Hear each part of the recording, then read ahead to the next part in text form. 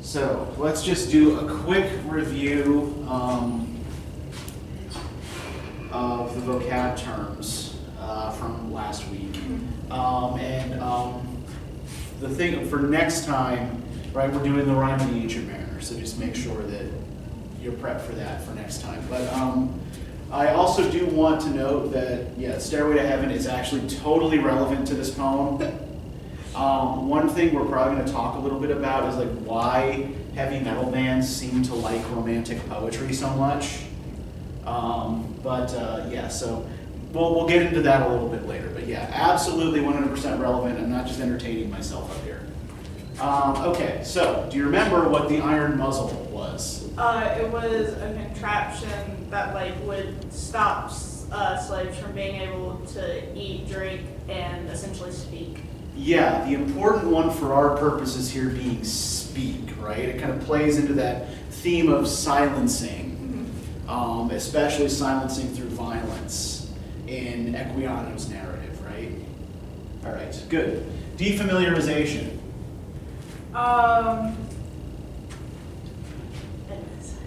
That was,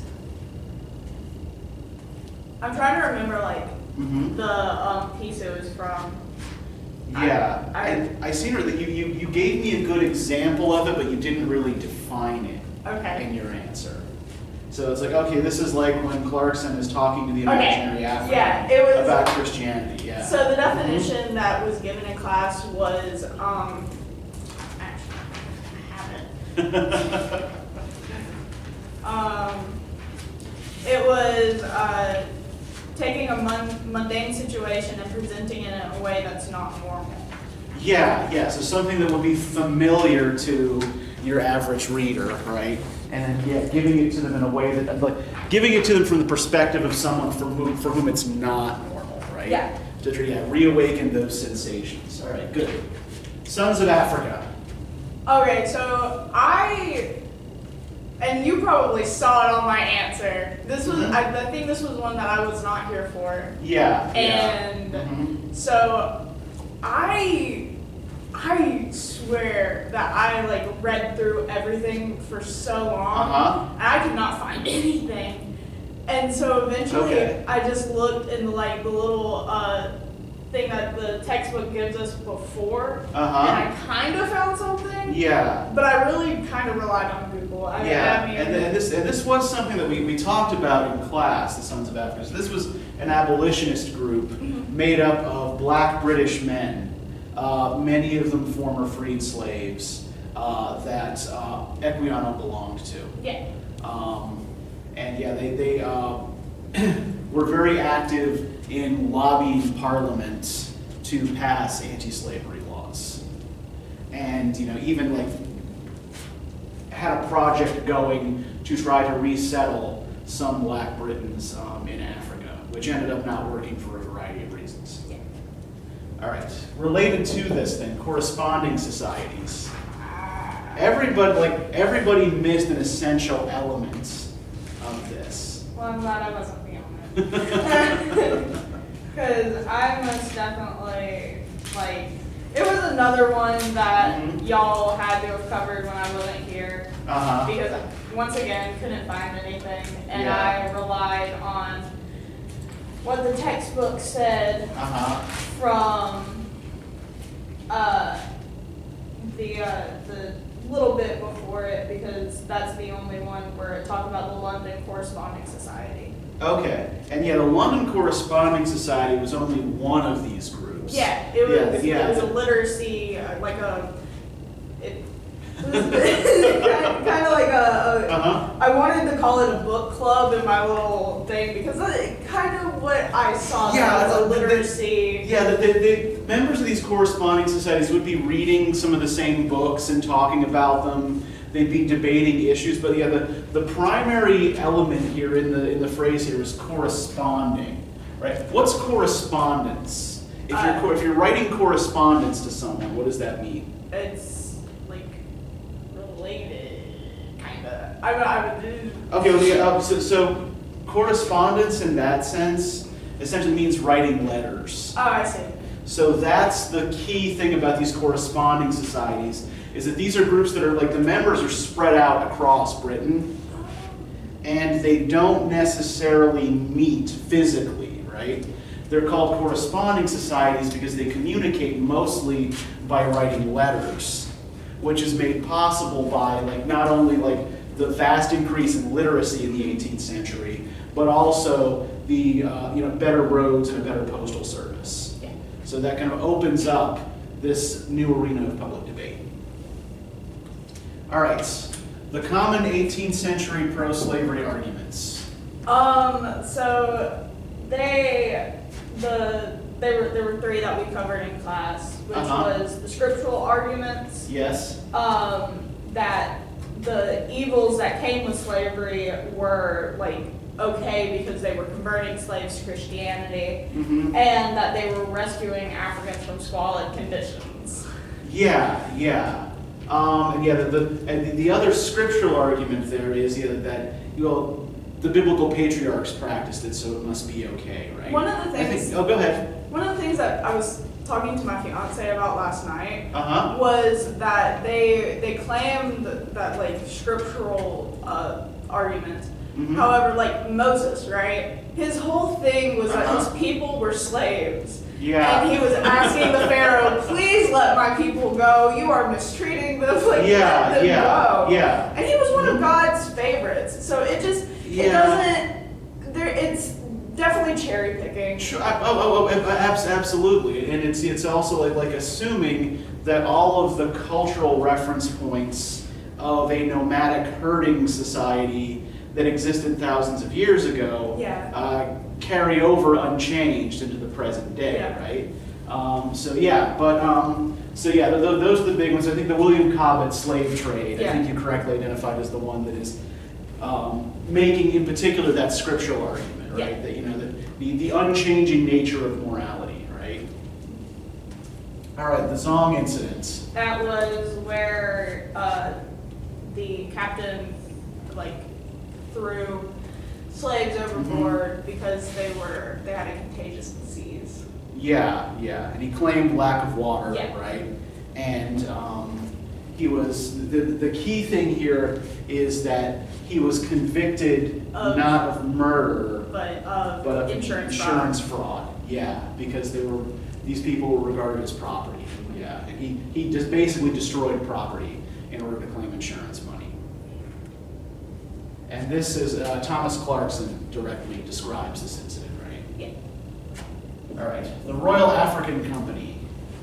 No clue. I'm pretty sure that's one of the, I know I left two open, and I'm pretty sure it was the Royal African Company and the Talking Book. Okay, so the Royal African Company was a private corporation. Because I have it in my notes. Yeah. I know that, or maybe I kind of. I think you put something down. Yeah, but I didn't. You didn't really flesh it out. Yeah, because I have it in my notes. So it was the committee. They were two consecutive. So that's. Yeah. Because they were a monopolized trade with West Africa. Yes. And it was mainly wealthy merchants, the Church of England, and cultural figures and the royal family. Yeah, many cultural elites and elite institutions were heavily invested in the Royal African Company and also in the East India Company, which we'll talk about a little later on. That was what, I think that's what really tripped me up, is the East India Company, and then their activities are quite similar and their structures are quite similar. Yeah, they're trading in different things in different parts of the world. Yeah. All right, the Talking Book. No. Okay, so this is a particular episode in Equiano's narrative, right? Where he notices that his master, the ship's captain who owns him, and his friend are, often they're often kind of sitting with a book, and it looks to him like they're talking to it, right? And he mentions how since seeing them do this, he has often sat with a book and tried to talk to it, and it said nothing back to him. Yeah. So it's not that he continues to be illiterate, right? We can see that he isn't because he's written it book. Yeah. So yeah, like, you know, he's even after he knows how to read and write in English. Yeah. He's still like it's a kind of it's a part of like an ability, like an inability to fully assimilate, right? That, you know, there are always going to be codes and conventions that cultural insiders know that cultural outsiders do not. Yeah. So it's a kind of part of that difficulty of assimilation theme that we see running through Econom's narrative. Okay, the Committee for the Abolition of the Slave Trade. This is Thomas Clarkson's group. Okay. Yeah, so it's kind of like the Sons of Africa, Yeah. but it's made up of. Because I had that once again in my notes. Yeah. But it was like I was trying to find in the textbook and I think my main issue was like I've read everything, but then I was going in and I was looking for the words exactly. Okay, and right. I couldn't find it. Frequently what I'm asking for are more kind of conceptual matchups. So it's more important to me that we carry the concepts forward, because that's the stuff that's gonna come back again and again. I will definitely remember that for next time. Yeah, this is Clarkson's abolitionist group. Yeah. Similar in goals and methods to the Sons of Africa, but made up of white people, most of whom were religious dissenters. Do you remember what dissenters were? I think you were the one who got this last time. They were literally anyone that doesn't have the shared belief of the England Church. Yeah, they're Protestants who are not members of the Church of England, right? So Methodists, Presbyterians, Baptists, Quakers, what have you, right? Yeah, so they're not Catholics. Catholics are their own separate category. Yeah. But they're non-Anglican Protestants, and that then makes it difficult for them to get legislation enacted, right? Because it means that they also can't serve in Parliament because they don't take the oath. Wasn't Clarkson, wasn't he the only one that was a part of the church? Yeah. Thomas Clarkson was an Anglican deacon, and William Wilberforce was a member of Parliament. So they're members of the Church of England, but because the power base of this committee is mostly dissenters, and the West India planters controlled so many votes over that, very old nobody actually gets to vote system. They couldn't get the critical mass necessary to get abolitionist measures passed. Yeah. All right, and then finally, the cultural significance of sugarcane. It was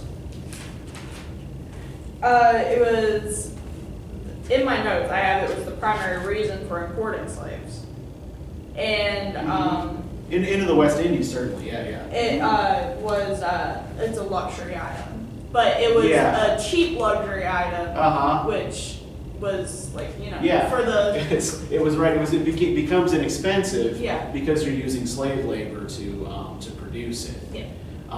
It's a luxury item. No one actually needs it, right? Yeah. In fact, many of us are better off without it. But and that's a big part of Samuel Taylor Coleridge's arguments in his speech on the slave trade, right? He's trying to get people to boycott sugar and rum in order to try to put a stop to, or at least throw a wrench in the works of the slave trade. Yeah. And then there's one more that I didn't put on the quiz, but I do want us to remember going forward. Do you remember condition versus state? Yes. Okay, good. That rings a bell. All right. That was Claude. I can't pronounce his last name. It's something like Meillassoux. Yes. Yeah. It's French. It was something along the lines of he was saying that we focus too much on the condition instead of the legal status of property. Okay, yeah, that's state refers to legal status as someone else's property, right? And condition refers to the material conditions under which slaves are kept, right? Yeah. Are they well fed? Are they well treated? Are they beaten or abused, right? That sort of thing.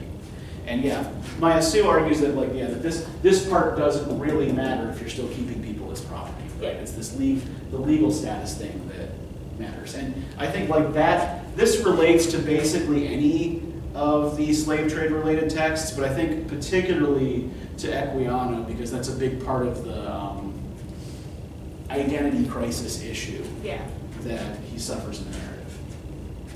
Okay, any questions? All right, good. All right, so let's get into Wordsworth. Now, you were telling me that you really like this poem. So what do you like about it? Well, I know it's in the like romantic period, so it's very nature-y based, and that's just I mean that's really all I can say is that I like nature, and it reminds me a lot of thoughts that I had camping as a kid. Okay. So, have you done this poem in a class before? This is my second time taking the course. Okay. So. And Dr. Brian did this one as well? Yes. Okay. So, just so I can gauge your knowledge level here, do you remember much about what her take on it was? Not really. Do you happen to know what page it's on? I cannot. Yes, page 299. 299. Yeah. I'm like way off. Okay. Okay. Okay, so let's maybe kind of start with something relatively basic here. So when we say a poem is capital R romantic, what does that mean? Any ideas that you associate with romanticism?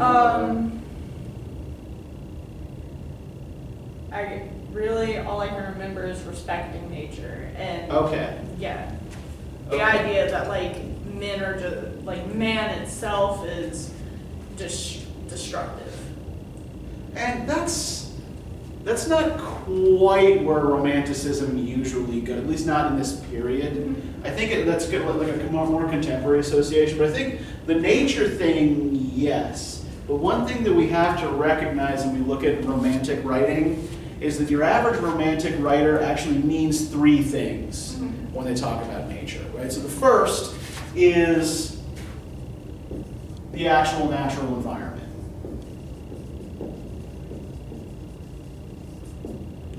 Right? Flowers and trees and shrubs and mountains and rivers and what have you, right? The second is human nature.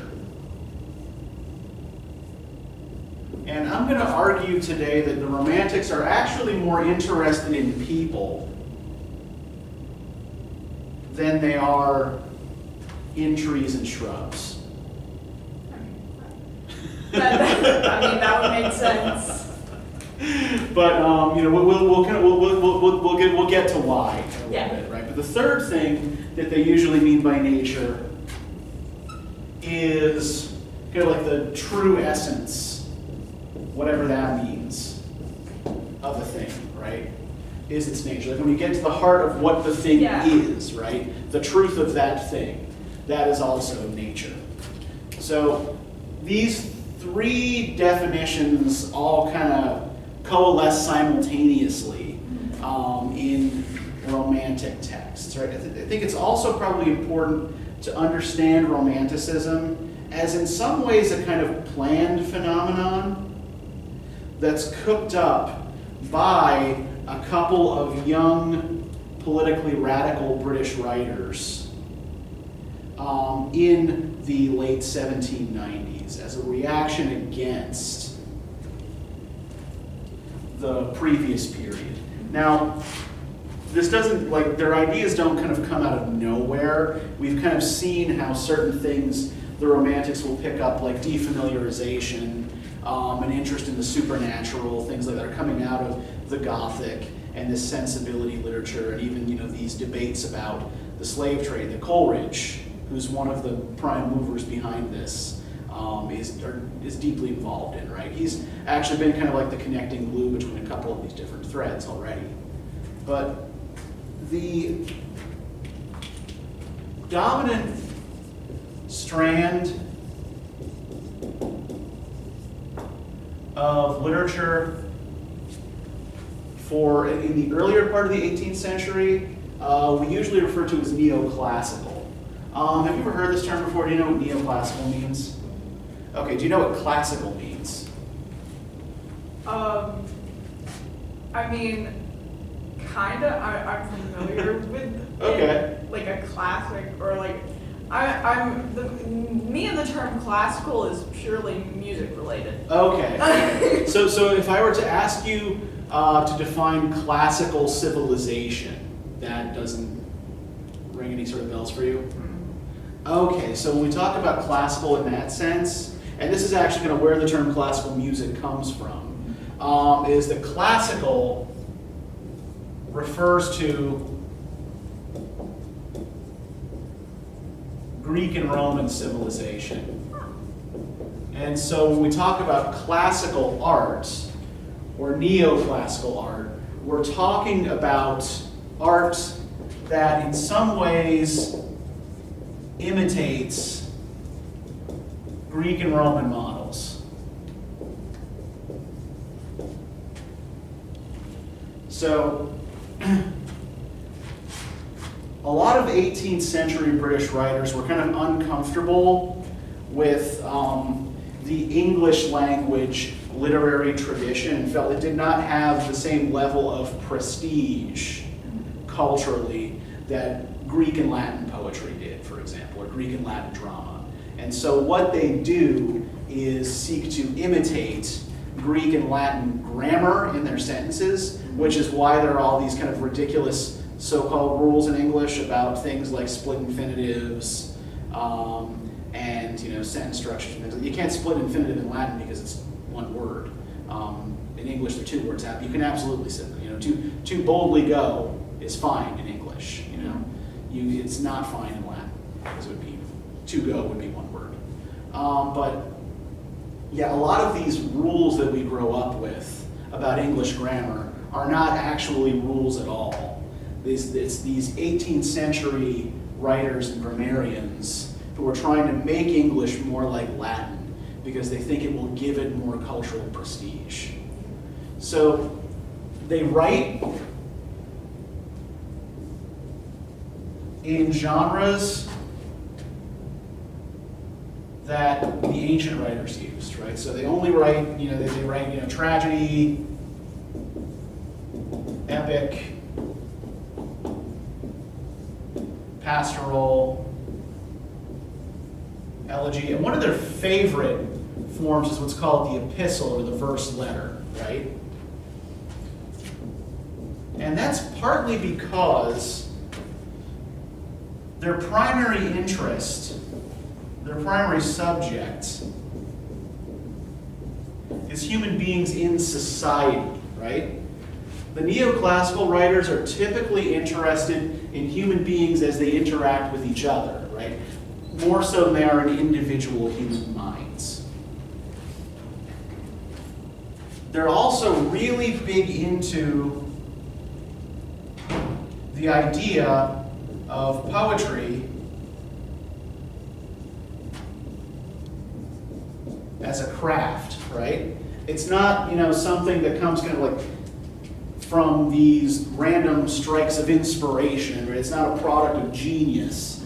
It's something that you learn to do, someone teaches you to do it, and you get better at it through practice, right? So it's something that you develop through it's a skill you develop through hard work, rather than something that you're simply born with, right? You just kind of like, speaking in the voice of the gods or whatever kind of shit you want to say about it. Which is personally a view that I actually personally find kind of appealing, and I think would probably make a lot of poetry seem less obnoxious to people, but I certainly make a lot of poets seem less obnoxious to people. But that's neither here nor there. And it's built on principles of harmony and balance. So neoclassical poetry in particular often all kind of looks the same, right? It's pentameter lines, that is, 10-syllable, 5-foot lines, usually in rhymed couplets. And the expectation, what people are trying to do is express themselves in clever ways with limited tools, right? Your cleverness really shows through, your intelligence really shows through if you can take the same tools everyone else is using and use them to say something new and interesting. Yeah. So, the Romantics, on the other hand, are much more interested in human beings as individuals.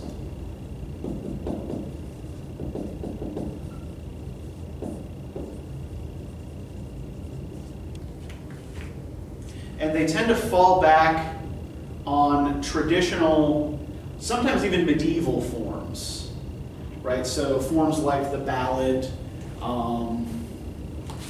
the sonnet, right? Things that actually have a history in English language poetry, even if they're not originally, like the sonnets are originally Italian.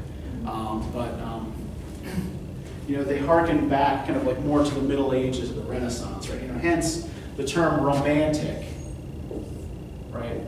Which is meant to, or which is drawn from,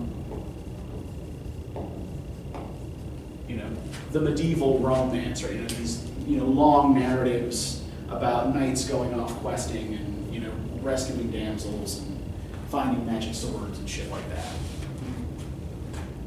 So both of these are kind of backward-looking movements in some ways, but they're looking back to different periods in history.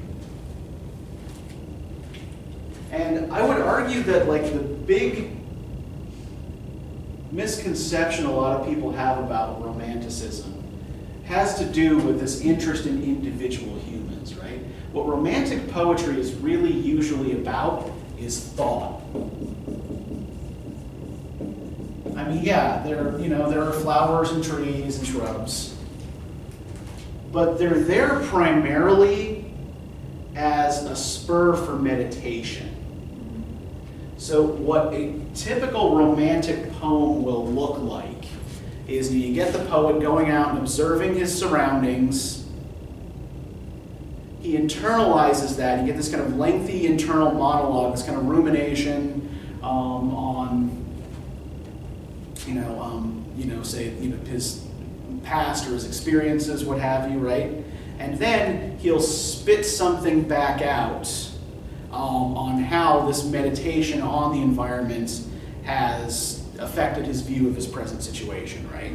So this pattern is first identified in the 60s by a scholar by the name of M.H. Abrams in an essay that I think I put on your, no, I didn't actually put it on your bibliography, but the essay is called Subject and Strategy in the Greater Romantic Lyric.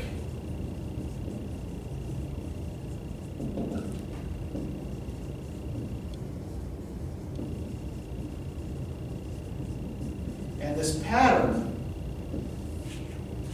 that Abrams identifies as the Greater Romantic Lyric, right, is essentially this outside, inside,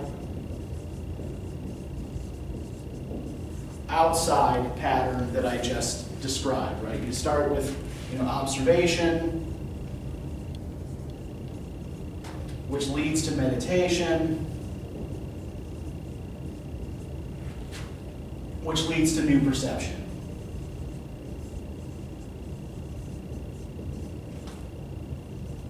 Make sense? Okay, and this is the basic method that Wordsworth in particular kind of uses throughout his career, right? It's even kind of present in the way he describes what he thinks he's doing. So if we turn for a second to the preface to Lyrical Balance, just right after Tintern added here. So first paragraph here of this preface that he writes to this book of poetry that he composes with Coleridge, right? He says, "The first volume of these poems has already been submitted to general perusal. It was published as an experiment which I hoped might be of some use to ascertain how far, by fitting to metrical arrangement a section of the real language of men in a state of vivid sensation, that sort of pleasure and that quantity of pleasure may be imparted, which a poet may rationally endeavor to impart." So the key phrase here is fitting to a metrical arrangement, right? That is kind of like putting into verse. A selection of the real language of men in a state of vivid sensation. So you want to talk like a regular person, or at least Wordsworth's idea of a regular person. Wordsworth's idea of a regular person is, maybe a little bit skinny. His, friend Coleridge, later on in their careers, eventually kind of says as much, that, Wordsworth wouldn't know what a regular person sounded like if one, walked up, kicked him in the ass and shouted in his ear, right? But he's thinking, it's like, well, okay, we have to tone down the poetic diction. Write poetry in the way that people actually speak, particularly people who are in a state of especially vivid sensation. Right? So think back to that whole kind of sensibility discourse, right? This idea, like people who are very alive to sense impressions and who are kind of very much how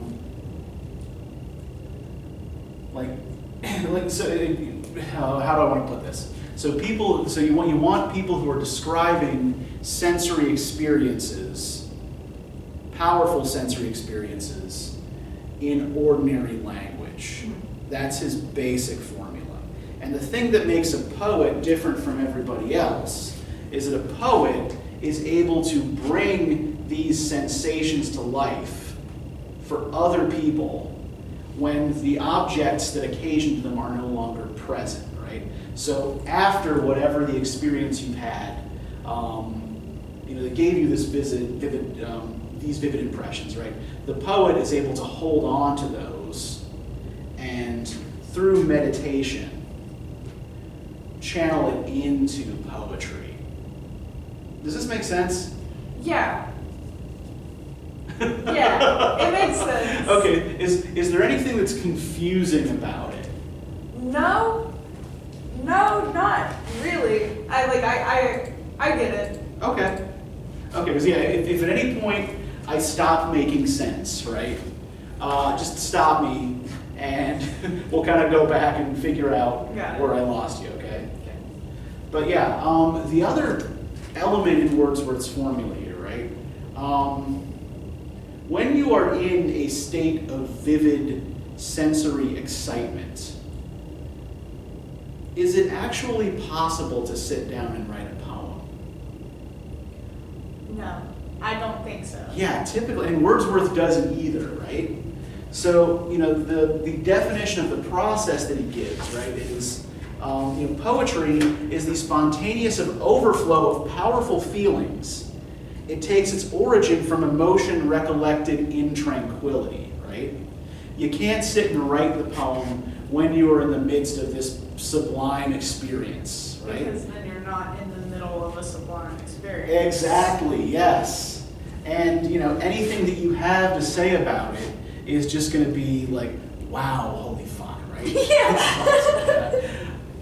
So, in order to say anything intelligent or interesting about this, right, you have to go back to your little study, right, and meditate on what happened.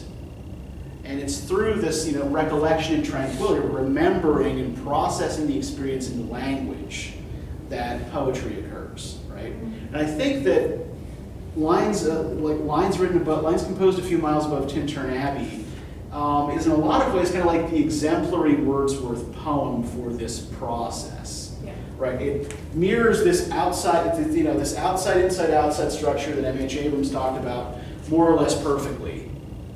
Right? So you've got, he begins with his observations of the river walk that he's on, right?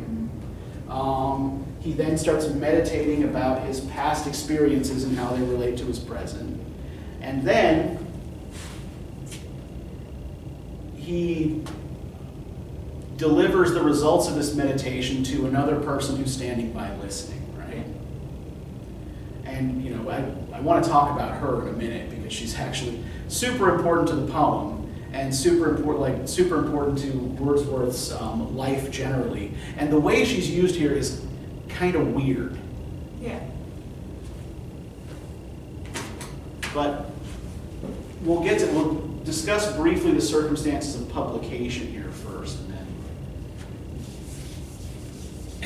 get to whether or not we think Wordsworth accomplishes what he was trying to accomplish, said he was trying to accomplish, right?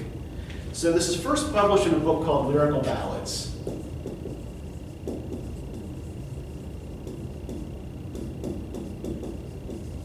Which appears for the first time in 1798.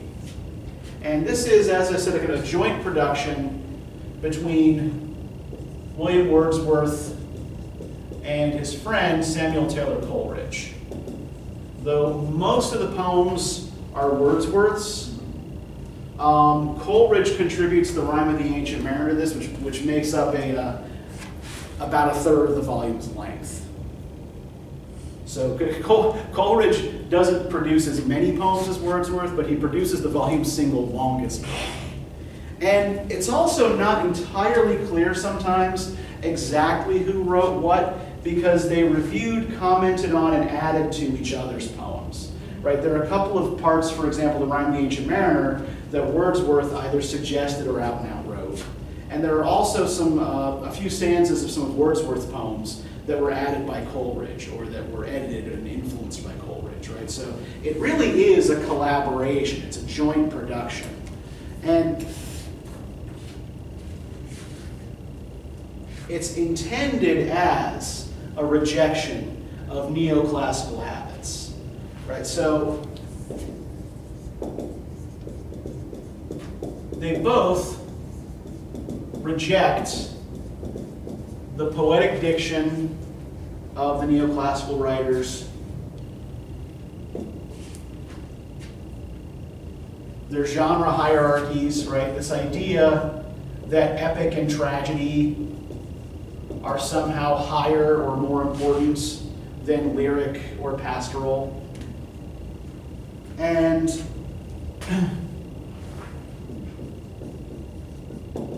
also the subject matter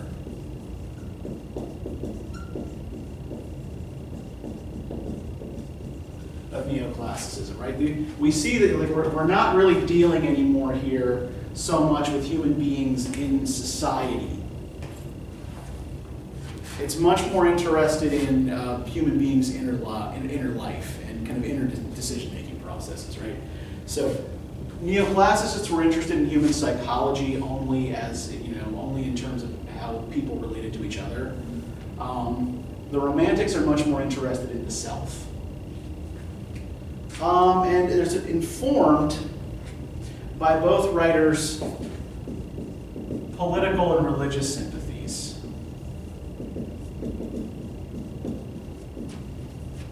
So in 1798, both were at least cautiously supporters of the French Revolution and the toppling of the aristocracy by ordinary people.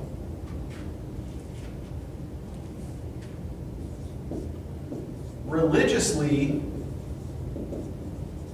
they both had strong pantheist tendencies. Now, do you know what pantheism means?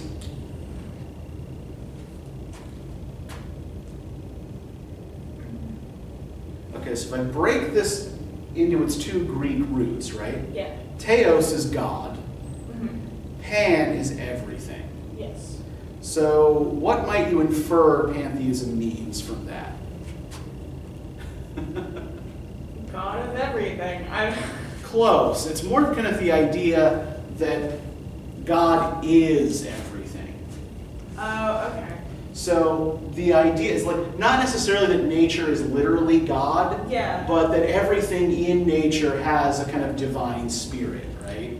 That kind of reminds me of a Native American type beliefs that everything is alive, everything has a spirit. Yeah. I think that's in some Native American traditions that is and in some African traditions, and even some old European traditions as well. Some pretty Christian European traditions have this kind of this focus. But yeah, this is going to be it's probably a little bit less important for this Wordsworth poem than it's going to be for the Rime of the Ancient Mariner. Right? Really kind of stick a pin in this one for next time. And the third thing is that their political sympathies are democratic. Right? Neoclassicism, they associate with the old aristocratic culture. It's a club that you have to, be able to speak the jargon to join. So their combination here, like the title lyrical ballads and the form their poems take is also, like, it's not coincidental, it is political. Right? So lyric, right, a lyric is a short, expressive poem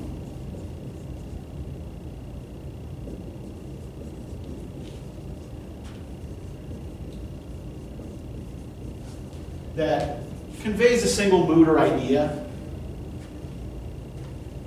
And a ballad is a narrative, poetic form, but the important thing about it is that it's a folk form. Right? Ballads were typically circulated orally among ordinary people, often with several variant versions and a very kind of simple stanza form. In fact, like the American Revolutionary song "Yankee Doodle" originally circulates as a kind of popular ballad. Ballads are still circulating among ordinary people at this time. But yeah, what they're doing is a kind of artificial version of that. It's like, we're going to create these poems that are imitative of folk forms. We're going to combine it with one of the classical forms, but the one that's least prestigious, in order to kind of create this new democratic form of poetry that's closer to the way people actually talk anyway. And so that's what their aim is here, right? Now let's get into the poem and see what Wordsworth does with this idea. So would you be kind enough, Rebecca, to read for us on page 299 that first verse paragraph that starts with 5 years have passed. 5 years have passed, 5 summers, with the length of 5 long winters, and again I hear these waters rolling from their mountain springs with a soft island murmur. Once again do I behold these steep and lofty cliffs that on a wild secluded scene impress thoughts of more deep seclusion and connect the landscape with the quiet of the sky. The day is come when I again repose here under this dark sycamore and view these plots of cottage ground, these orchid tufts, which at this season, with their unripe fruits, are clad in one green hue, and lose themselves mid groves and copses. Once again I see these hedgerows, hardly hedgerows, little lines of supportive wood run wild, these pastoral farms, green to the very door, and wreaths of smoke sent up in silence from among the trees, with some uncertain notice, as might seem, of vagrant dwellers in the houseless woods, or of some hermit's cave, where by his fire the hermit sits alone. So, first thing I want to just quickly point out here is that this is actually kind of where the Led Zeppelin Stairway to Heaven connection is, right? So the wreaths of smoke sent up in silence from among the trees, right? It's the direct inspiration of the verse about, in my thoughts I have seen rings of smoke through the trees, right? And there's a lot of, they use this hermit imagery quite a bit as well. But there are a couple of themes here in this first verse paragraph that I want to try to pick out. So, do you notice any kind of repeated ideas that run through this whole thing? Seclusion. Okay, seclusion is a big one, yeah.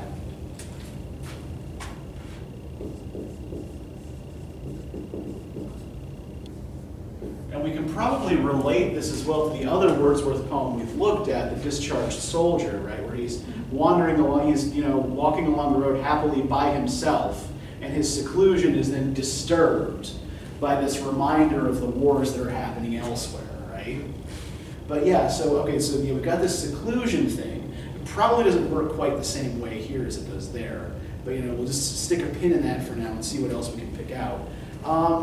What other things do you notice kind of repeating here?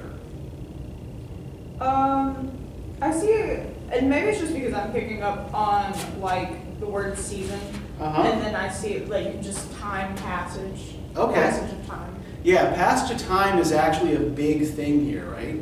Because even in the title, right? Mm-hmm. Lines composed a few miles above Tintern Abbey on revisiting the banks of the Wye during a tour, July 13, 1798. Right? As we discussed, right? This isn't his first time taking this tour, right? So this is a repeat experience for him. And so there's a lot of again I sit, right? And I have this experience yet again, right? And what happens to us when we have the same experience multiple times? Well, normally it kind of loses its, it loses that quality of shock. Yeah, there's a late Victorian writer by the name of Walter Pater who talks about how, aesthetic experience in terms of the analogy he gives is a friend coming up and splashing you with a little bit of cold water, right, on a hot summer day. Now, you feel that kind of quick sensory thrill, right? You get all shivery and, maybe some goosebumps, right? But then what happens if your friend splashes you again? Now you're just more wet. Yeah. Yeah, exactly, right? You're kind of numbed to the experience, right? The more you're exposed to something, the more familiar it becomes, and thus the less exciting, right? Yeah.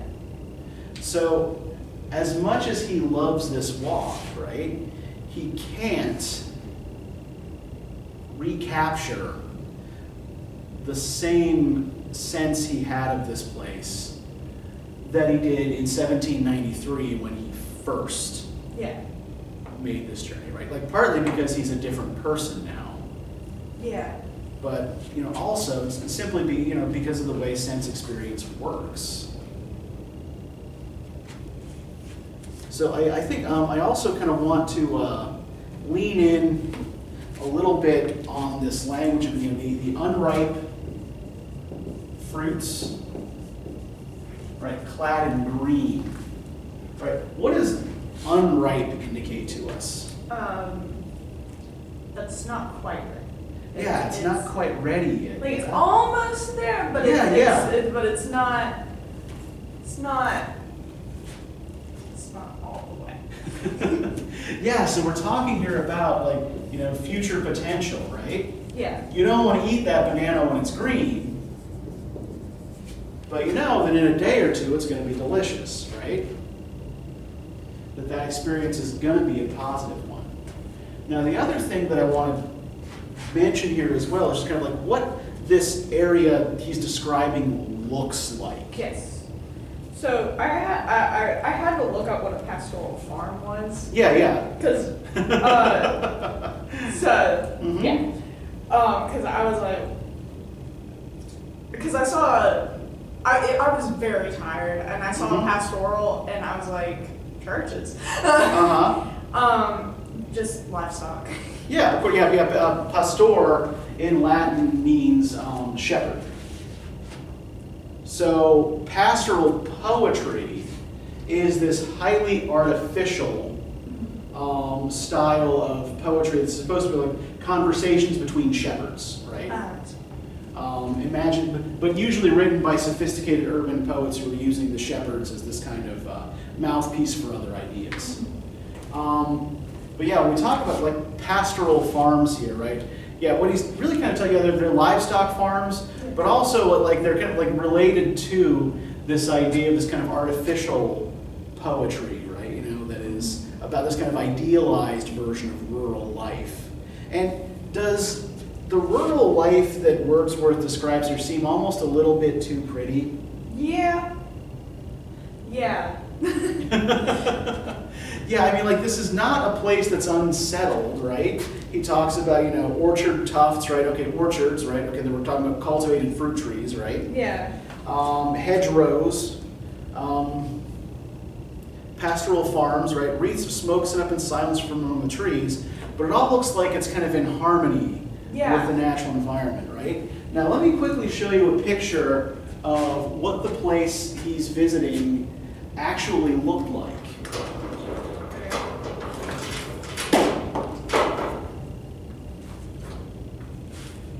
Around the year 1800. So around the time he would have been making this walk.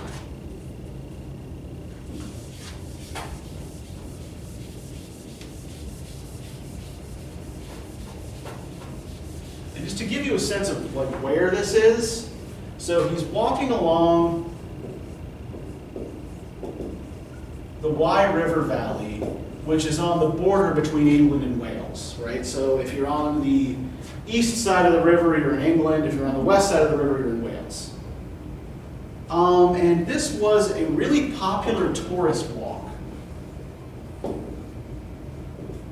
Right, so there were maintained trails.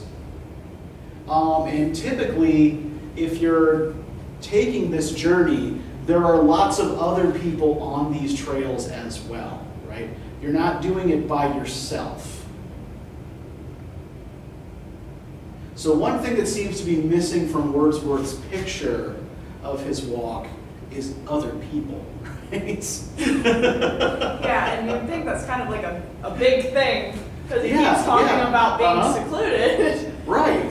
But he's probably walking past lots of other hikers, and they're jostling each other, right? And they're also stopping at these different vantage points that are set up by entrepreneurs, right? You pay a couple of pennies and you can look through this you can kind of like look from this prospect they've set up down at the river valley below. Like you pay to see particularly beautiful views. We'll talk about that in a second. But the other thing is that this was also a heavily industrialized area. I see.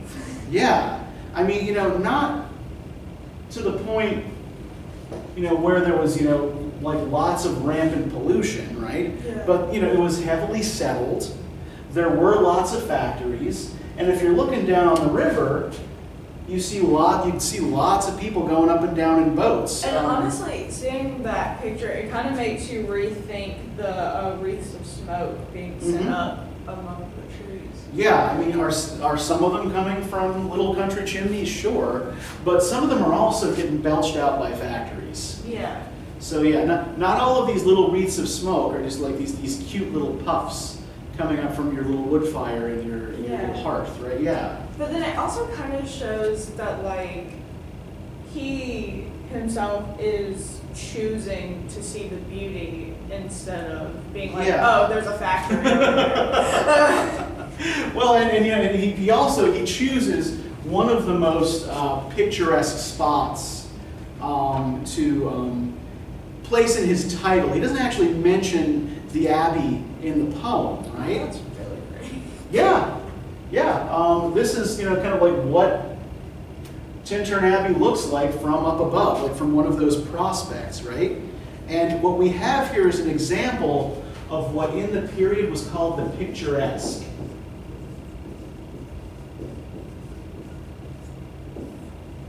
And so think of picturesque as, meaning something like a picture. So you have these viewing places, as I said, that are kind of run by entrepreneurs, right? That are kind of set up to let you get a glimpse of the sublime, right? To let you get a glimpse of these kind of places or objects that are kind of too big for your brain to take in. So you can kind of get that feeling of awe from a safe distance, where it doesn't make you feel quite so tiny and threatened. And a lot of what I think Wordsworth is maybe doing is taking this sublime prospect and compressing it into a picturesque frame. Yeah. It's almost like a manufactured sublime. Yeah, that's actually a good way of describing what the picturesque is. It's a kind of artificial sublime. You're not experiencing it like unmediated, right? You're not getting it uncut. Yeah. You're getting it through a frame or a framing device that helps your brain not overload. Yeah. But yeah, so let's continue with the poem here and see what else we can pull out of this, right? So can you keep reading for us these beauteous forms? These beauteous forms, though a long absence, have not been to me, as is a landscape to a blind man's eye, but oft in lonely rooms and mid the din of towns and cities, I have owed to them in hours of weariness, sensations sweet, felt in the blood and felt along the heart, and passing even into my purer mind, with tranquil restoration, feelings too of unremembered pleasure, such, perhaps, as have no slight or trivial influence on that best portion of a good man's life, of kindness and of love, nor less, I trust. To them I may have owned another gift, of aspects more sublime, that blessed mood in which the burthen? Burthen, yeah, it just means burden, yes, the archaic spelling. Of the mystery in which the heavy and weary weight of all this unintelligible world is lightened.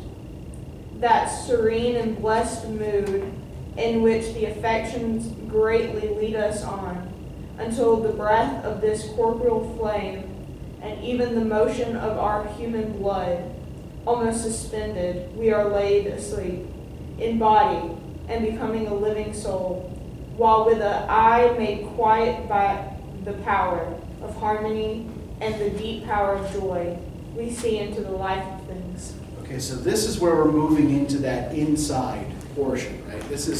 We've observed the environment, and now we're starting to ruminate on it.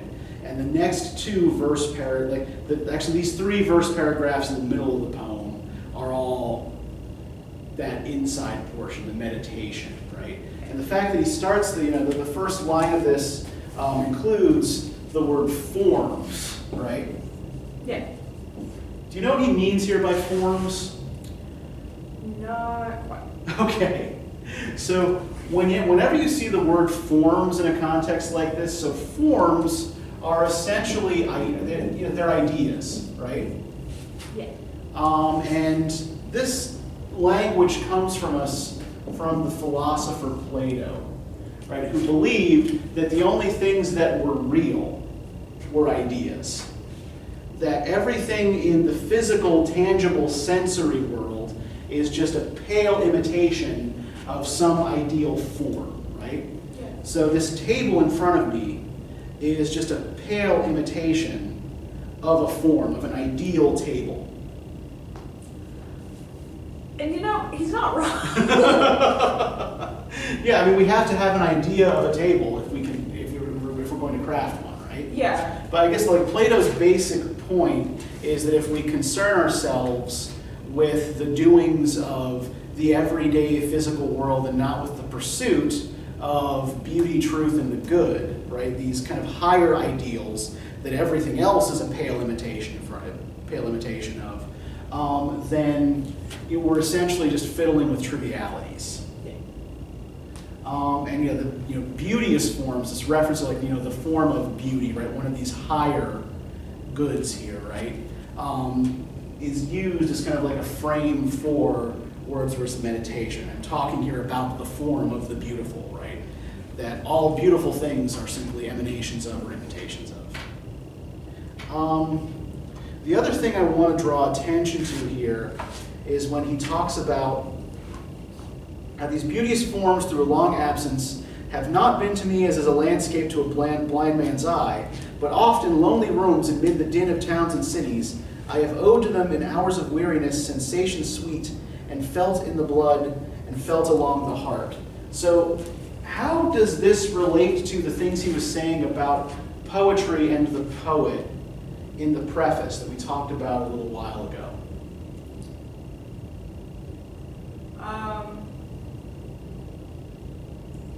It's just that he's reflecting on it. So like in times of like I don't want to say need, right? But in times of need, he might say need, yeah. In times of need, this would essentially be what we would call our happy place, and he's just going into that part of his mind to ease his troubles. Yeah, and so what is he able to do here that he particularly associates with poets and the writing of poetry?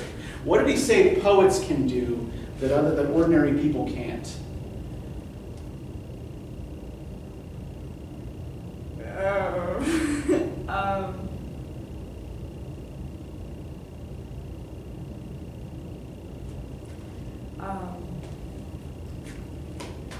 Poets can conjure up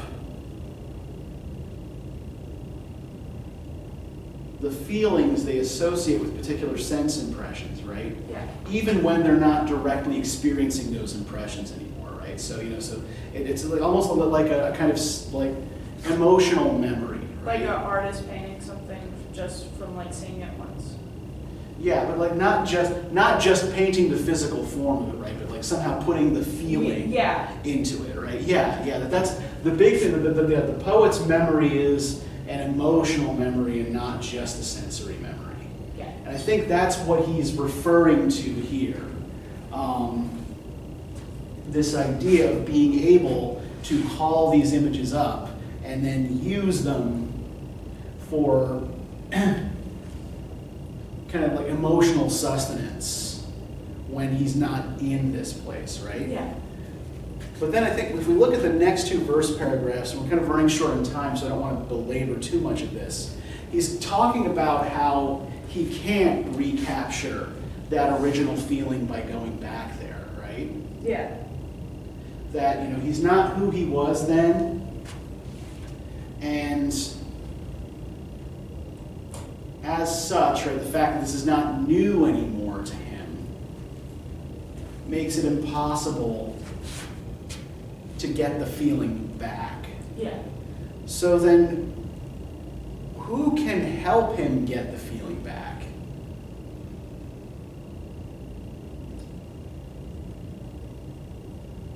Who's there walking by his side? His sister. Yeah, So- who hasn't been here before, right? So he's experiencing what he felt the first time vicariously through someone else. Exactly, yes. That is the primary purpose that Dorothy Wordsworth serves in this poem. That's awful. Yes, it is. Imagine bringing someone somewhere just so you can be like, isn't it great? Yeah, it's a weird relationship. Wait till we get to reading Dorothy Wordsworth's journals next week, right? It's some wild and really kind of sad stuff. Aw. But yeah, she's there primarily so that he can experience again through her eyes what it felt like to see this place for the first time. So we have here a kind of process of defamiliarization, right? This is a place he's familiar with, but he can capture the feeling again. He can capture those emotions again by watching someone else experience it for the first time, right? Nor perchance, if I were not thus taught, should I the more suffer my genial spirits to decay. For thou art here with me upon the banks of this fair river, thou my dearest friend, my dear, dear friend, and in thy voice I catch the language of my former heart, and read my former pleasures in the shooting lights of thy wild eyes.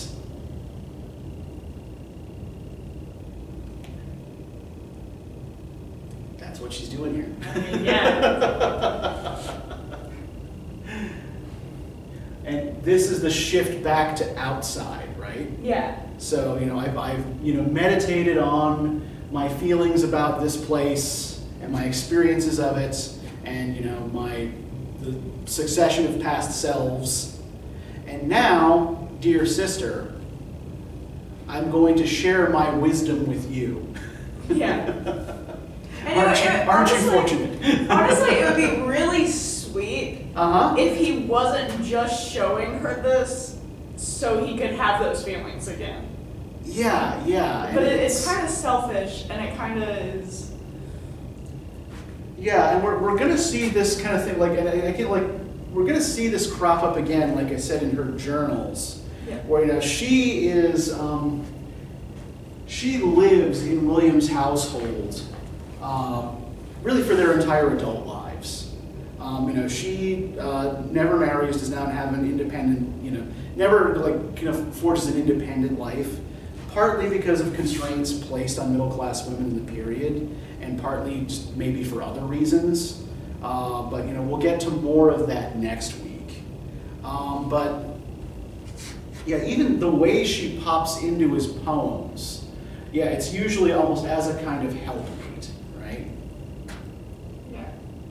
I mean, she's at the very end. It honestly kind of feels like it's really funny, looking at it, because it's 3 pages of him just talking about oh, how I miss this feeling, and then she's just kind of thrown in there yeah, we don't even know she's there until this last verse paragraph, yeah. right?